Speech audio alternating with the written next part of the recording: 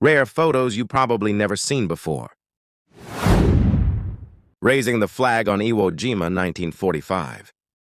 The best photography leaves a mark upon the world. It embeds itself into the culture and becomes a symbol for generations to come. That is exactly the case for Joe Rosenthal's iconic image, raising the flag of Iwo Jima, 1945. This image of 6 soldiers desperately working to hoist an American flag became a symbol of struggle and perseverance against adversity. It describes hope, struggle, and success banding together as a community to achieve feats that wouldn't be possible on your own. The powerful imagery of the photo captured the imagination of the U.S. becoming embedded in the American psyche. Rosenthal's photo is held in such regard, it was the basis for the United States Marine Corps War Memorial. The Burning Monk, 1963.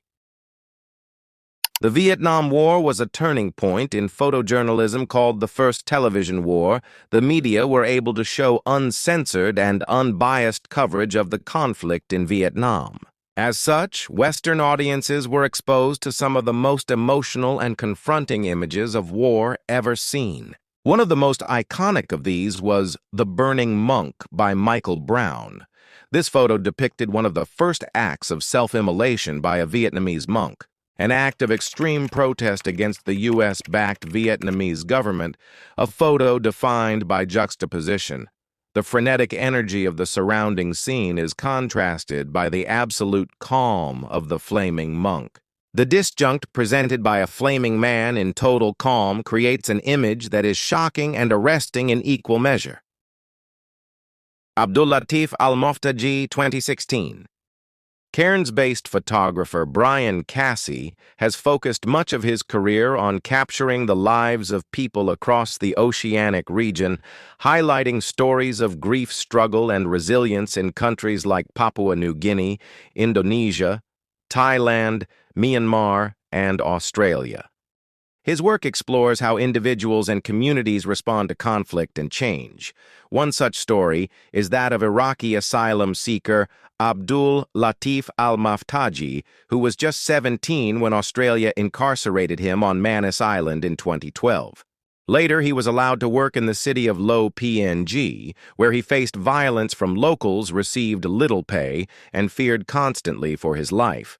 Feeling safer among fellow asylum seekers, he chose to return to Mainz. The Terror of War, 1972. The most powerful images of war focus not on the battlefield itself, but on the civilians affected by conflict.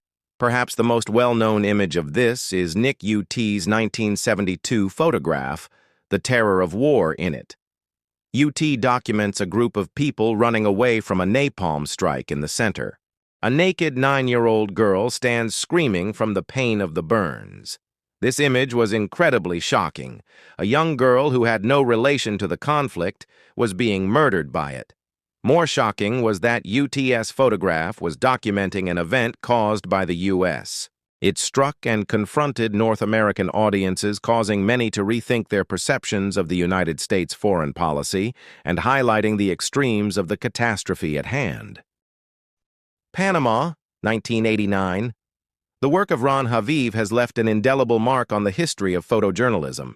His unflinching examinations of war, conflict, and peril have shone light onto some of the darkest points in human history. In 1989, whilst documenting the political instability in Panama, Haviv captured an image of then Vice President Guillermo Ford being attacked by supporters of Manuel Noriega.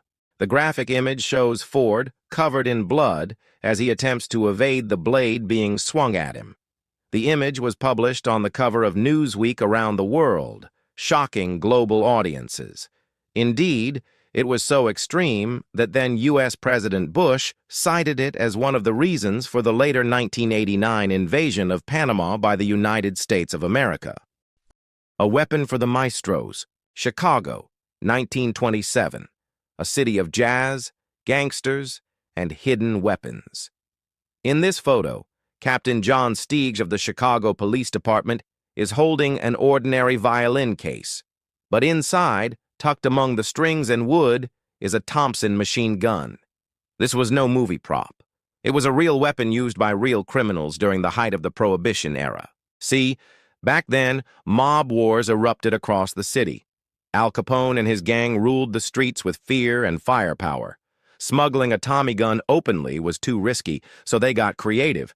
Criminals would slip Tommy guns into violin cases, blending in with the crowd and slipping past the watchful eyes of the police until it was too late. Behind Captain Steve's head hangs a map of Chicago's police districts. It's a grim reminder of the battle that law enforcement was fighting, not just against crime, but against those who would hide their weapons in plain sight. This image is a chilling reminder that even instruments of art can become tools of destruction in the wrong hands.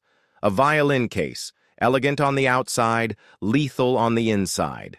In the roaring 1920s, it wasn't just music echoing through the streets of Chicago, it was gunfire.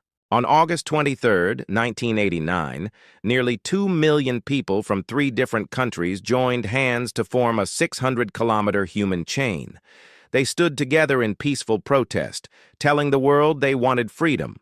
For decades, these nations had lived under the heavy hand of the Soviet Union, enduring communism's grip, its suffering, its poverty, its silence. But on this day, they found their voice. They didn't speak a single word. They just stood there, hand in hand, shoulder to shoulder, Baltic way. It was a symbol of unity, a message of hope, a powerful act of nonviolent resistance. And the world watched. Less than 2 years later, Estonia, Latvia, and Lithuania regained their independence. The human chain was broken, not by force, but because their dream was finally real. The Baltic Way reminds us that when people stand together, even silently, they can change the course of history.